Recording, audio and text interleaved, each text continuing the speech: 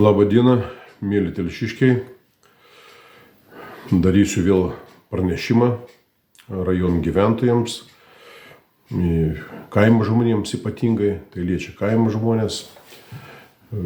Praeitą kartą įdėjau pranešimą dėl paramos verslininkams, dėl tvorų kompensacijų. Tai buvo daug pasidalinimų, daug peržiūrų, 10 000 peržiūrų, tai yra daug pagal Telšių rajoną, nes pas mūsų tiek gyventojų tai yra.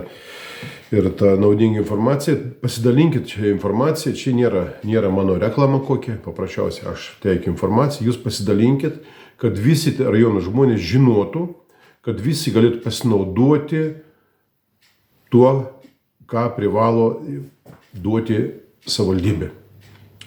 Nes savivaldybė yra valdžia, renka pinigus ir skirsto pinigus.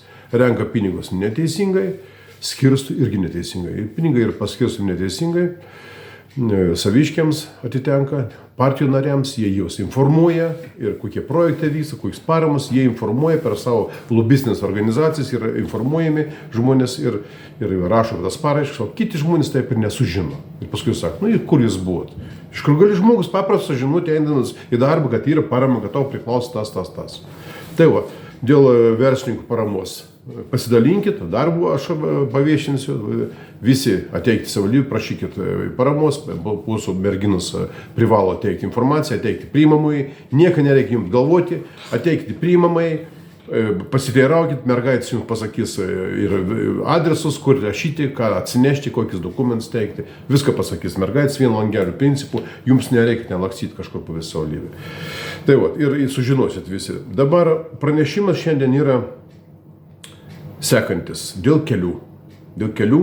Keliai mūsų rajone, kaip ir visoje Lietuvoje, yra tragiški keliai, nes valstybė neskyrė lėšų kelių tvarkymui daug metų, lėšus buvo išvogtos, viskas buvo išvogta, valdžia viską išvogė ir žmonėms nebeliko. Keletą žmonių pralobo per tą laiką, grupė žmonių pralobo, susikūrė didžiulius verslus, o paprasti žmonės nusigyveno daug kas, pabėgo, išvažiavo į užsienį. Dabar dėl kelių. Pavyzdžiui, savivaldybės taryba skyrė lėšų kelio remontui. Aš jums kaip pavyzdį pasakysiu. Kelio remontui socialdemokratų, kelias veda į socialdemokratų sodybą, ten daugiau niekur nevažiuoja ir tau kelio remontui savivaldybė skyrė 56 000 eurų. Tas kelias bus sutvarkytas. Tas nedidelis kelias, nežinau, gal 100 metrų, gal 150. Tai va. Ir tas kelias yra tik į sodybą. Ir aš pradėjau klausti, rašiau raštus, kokia čia tvarka. Tvarka, jie prašė žmonės.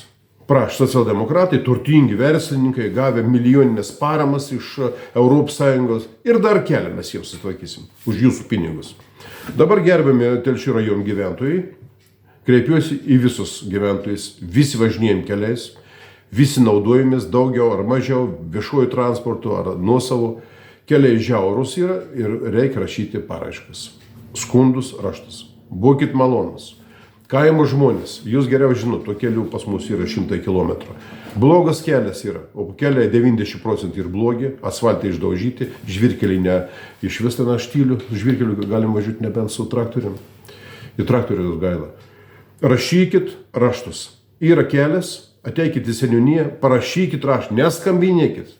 Neikit pas merą, pas tą merą šis nėra, kas ko veiktis, nieko nesupranta mūsų Tomas Katkus, absoliučiai žmogus jokios veiklos naudingos rajonui nevykdo ir pas jį neikit. Pas mane ateikit, aš jums padėsiu, skambinkit bet kokiu atveju, bet sutikit, aš negaliu būti sekretorius. Parašysiu, aš parašau raštus, padėsiu, suforminti, formuluoti padėsiu. Rašykit raštus. Kelias yra blogas. Toksai kelias ten, koks nors ten varniai, viekšnaliai, aš nežinau, aš jau fantazuoju. Ateikit į seniūniją, pasimkit popieriaus lapą ir rašykit. Seniūnui skundas, arba prašymas, arba pareiškimas. Toks kelias yra nepravažiuojamas, prašau jį remontuoti, prašau skirti lėšų jo asfaltavimui, žviravimui, ir pasirašykit. Nebijokit, represijų pakol kas dar už tais dalykus dar nėra. Už tais dalykus. Baudžiamos bylos neiškels jums. Bet rašykit, gerbim telšiškiai, rašykit raštus. Reikia, aš jums padėsiu rašyti raštus. Atvažiuokit pas mane, aš biure esu dabar ryškinuose ir būsiu, tada susitarėm. Kelio numerį nebūtina žinoti.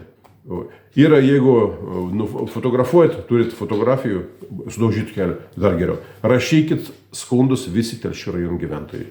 Į seniūniją. Seniūnas privalo paimti skundą, parašot raštą, paimat kopiją iš seniūnijos ir pasidėkit kopiją namuose. Jūs gausit atsakymą. Per mėnesį privalo atsakyti, atsakys, kad yra skundas priimtas. Ir savivaldybę užversim skundais dėl kelių remonto. Mažiau voks, daugiau skirs pinigų tam. Užversiu. Kreiptis visada padėsiu. Nes mato, turtuoliams, reiškia, pinigų atsirado. Turtuoliai čia pat važiuoti, jie biznį daro, milijoniniai bizniai, jiems dar mes neužtenk to, kad turtuoliai gauna paramas iš Europos milijoninis. Dar iš savivaldybės. Susirenka viską. Paprastam žmogui, nors tą kelią paremontuoti. Gerbimi telšiškiai, pasidalinkit mano pranešimu, kad visi žinotumėt, kad rašytumėt dėl kelių remontų, nes dėl verslo, kur paviešino informaciją, tai labai gerai gavosi verslininkai, kreipėtės į savivaldybę, teisingai padarėt, užvertėt savivaldybę prašymais ir gaus dabar paramą daugiau žmonių, o ne grupelė tų, kurie žino tą tvarką, gudručių tą grupelę. Taip ir Telšių rajonų gyventojai. Dėl kelių, dėl gatvių, blogo gatvė, rašykit raštus, neskambinėkit, skambučių nepridės, tai nedokumentas skambutis. Raštas į seniūniją, į savivaldybę, parašyti raštą, namuose parašyti raštą. Bet paprastą formą, nebūtinai, į kas moka kompiuterį naudotis, dar geriau, elektroninis, pasirašot ir išsimtat. Tada savivaldybė turės, privalės nagrinėti skundus, privalės kažką tai daryti, o ne taip, kad socialdemokratai verslininkai parašė raštą, dar neaišku, ar jie parašė raštą, galbūt nerašė. Ir jiems 56 000. O kaimo žmonės laužot mašinas. Tai tiek informacija šio klausimu, pasidalinkti informaciją, kad visi Telšių rajonai žinotumėt, kad reikia rašyti raštus, o ne nesėdėti ir kalbėti, bėdavotis prie alaus bokalo. Ir man skambinkit, aš prie kips padėsiu. Ačiū už dėmesį.